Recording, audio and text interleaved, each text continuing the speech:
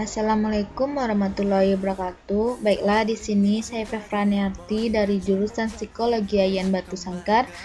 Dalam tugas psikologi bencana akan menjelaskan tentang trauma and the treatment of the pain. Jangan lupa saksikan ya teman-teman.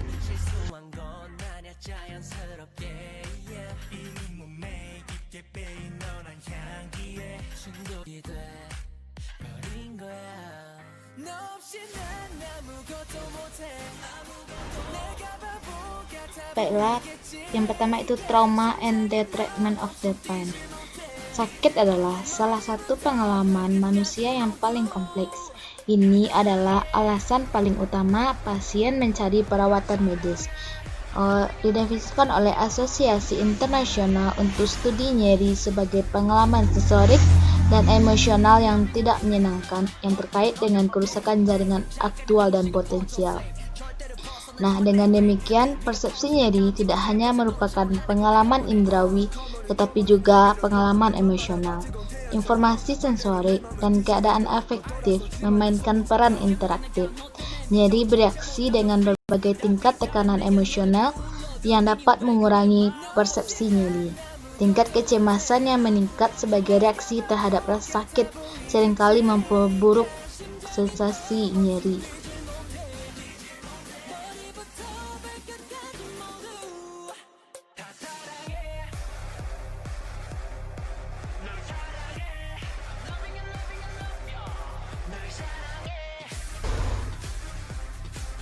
Perbedaan nyeri akut dan kronis. Yang pertama yaitu nyeri akut berguna secara biologis, itu berfungsi sebagai peringatan tubuh akan kondisi medis yang mendasarinya. Sementara nyeri kronis telah kehilangan kegunaan biologisnya. Yang kedua, penyebab nyeri akut hampir selalu dapat diidentifikasi, sedangkan interaksi kompleks faktor fisik dan emosional pada nyeri kronis membuat etiologi sering tidak jelas. Yang ketiga, penyembuhan hampir selalu dapat dicapai pada nyeri akut, tetapi seringkali tidak dapat dicapai pada nyeri kronik. Tujuan dalam pengobatan nyeri kronis adalah untuk meningkatkan fungsionalitas, misalnya meningkatkan aktivitas kehidupan sehari-hari, lebih banyak berinteraksi dengan orang, dan kembali bekerja. Yang keempat, nyeri akut dapat menyebabkan kecemasan, sedangkan nyeri kronis sering dikaitkan dengan depresi.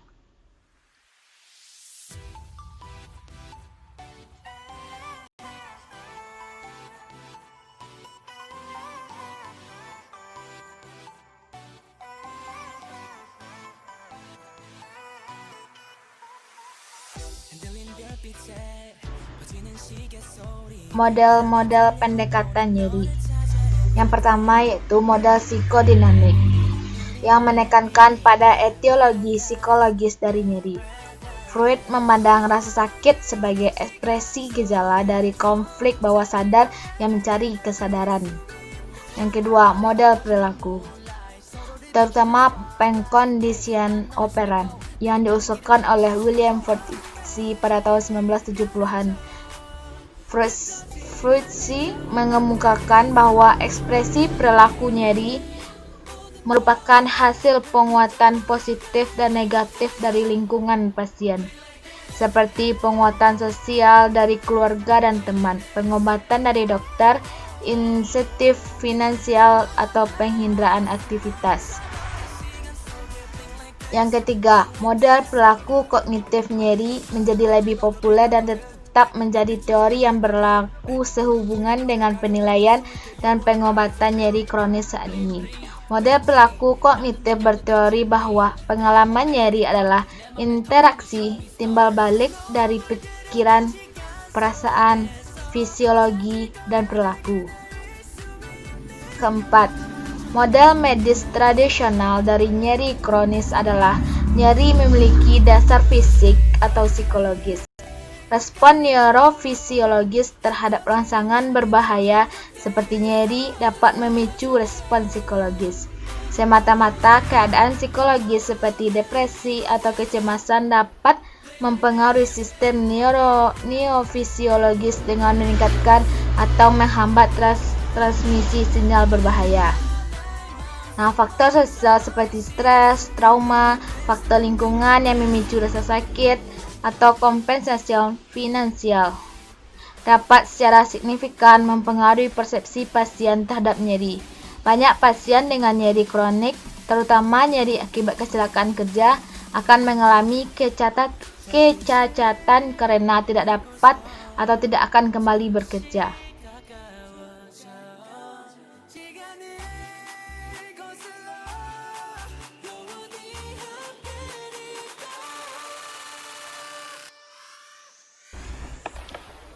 Karakteristik psikologis yang paling umum dari pasien nyeri kronis adalah depresi.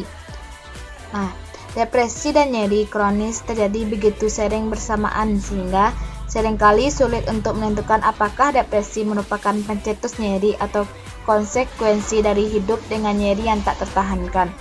Tingkat depresi dapat berkisar dari gangguan mood state minor sehingga depresi klinis mayor dengan keinginan bunuh diri yang aktif.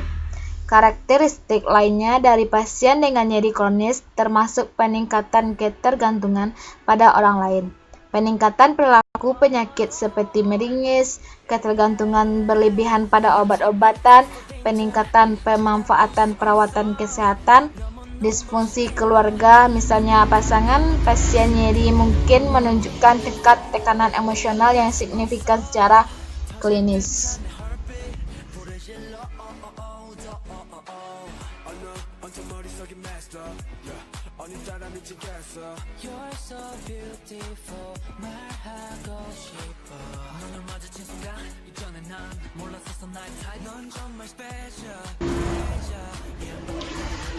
Ukuran nyeri. Ukuran penilaian yang berguna untuk pasien dengan nyeri kronis dan trauma adalah Post-Traumatic Chronic Pain Test yang berisi 6 item benar salah yang menyaring keberadaan PTSD terkait dengan kecelakaan yang menyebabkan nyeri pasien. Efek merugikan lainnya dari pendekatan medis yang ketat untuk nyeri kronik termasuk tidak mengevaluasi pasien nyeri kronik untuk PTSD yang dapat menyebabkan kegagalan intervensi medis dan morbiditas psikologis yang signifikan berikutnya sebagai akibat dari pendekatan pengobatan lainnya yang gagal. Faktanya, depresi yang sering dialami oleh pasien PTSD dapat diperburuk oleh kegagalan pengobatan berdasarkan pendekatan medis unimodal. Karena mereka semakin frustasi dengan kegagalan pengobatan dan karena depresi mereka tidak teratasi. Rasa sakit fisik seringkali disertai dengan rasa sakit emosional, terutama jika onset traumatisnya. Identifikasi dini dan akurat dari individu yang berisiko menggambarkan PTSD dapat mengarah pada intervensi psikologis yang berpotensi mengurangi keparahan gejala PTSD.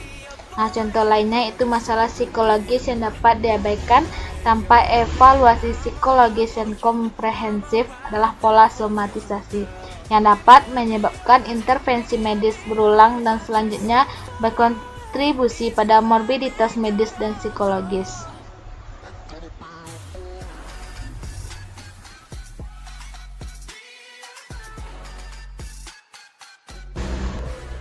Manajemen psikologis nyeri. Intervensi psikologis dengan pasien yang mengalami nyeri kronis merupakan bagian integral dari pendekatan multidisiplin untuk manajemen nyeri. Tujuan keseluruhan dari pusat manajemen nyeri saat ini adalah mengembalikan pasien ke tingkat fungsi yang lebih optimal. Fungsionalitas yang lebih baik daripada penyembuhan nyeri seringkali menjadi fokus penanganan nyeri. Banyak pasien nyeri mengalami kesulitan menerima bahwa tujuan pengobatan utama adalah meningkatkan fungsionalitas daripada menghilangkan rasa sakit. Seringkali, fungsi perilaku adalah tujuan utama, diikuti oleh fungsi emosional. Anggota keluarga bisa sangat membantu terapis dalam mendukung perilaku kesehatan pasien daripada memperkuat perilaku nyeri.